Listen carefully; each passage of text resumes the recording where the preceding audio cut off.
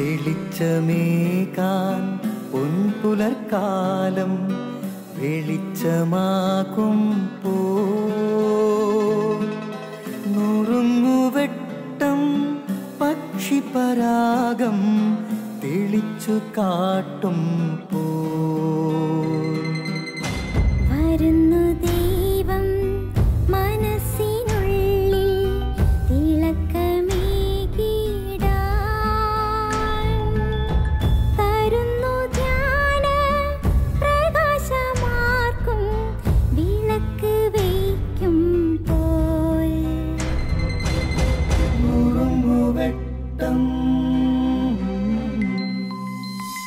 ഇറങ്ങിടട്ടെ ഹൃദന്തമെല്ലാം യുഗപ്രകാശത്താൽ മറഞ്ഞിടട്ടെ മനാന്ധകാരം യുഗപ്രസാദത്താൽ നുറുങ്ങുവെട്ടം.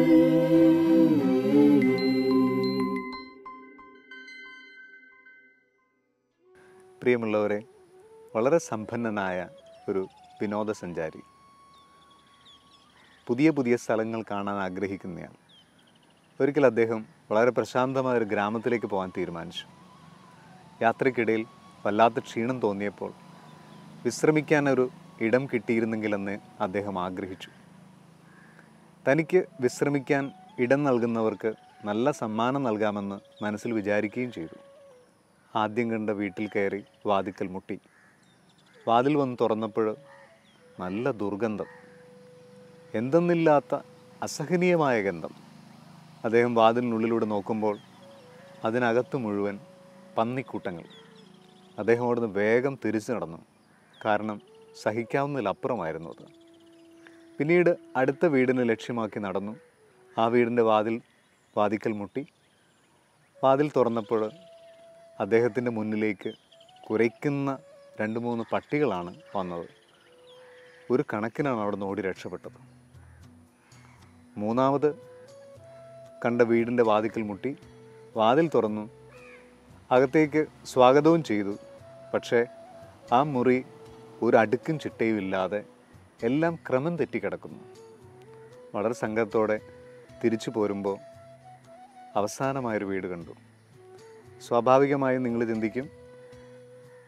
ചിന്തിക്കുന്നത് പോലെ തന്നെ വളരെ ക്രമമുള്ള, അടുക്കും ചിട്ടയുള്ള, നല്ല വൃത്തിയുള്ള, നല്ല സുഗന്ധമുള്ള ഒരു ഭവനം.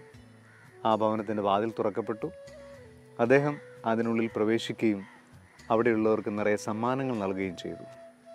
പ്രിയമുള്ളവരെ, ഈ വിനോദസഞ്ചാരി ക്രിസ്തുവാണ്.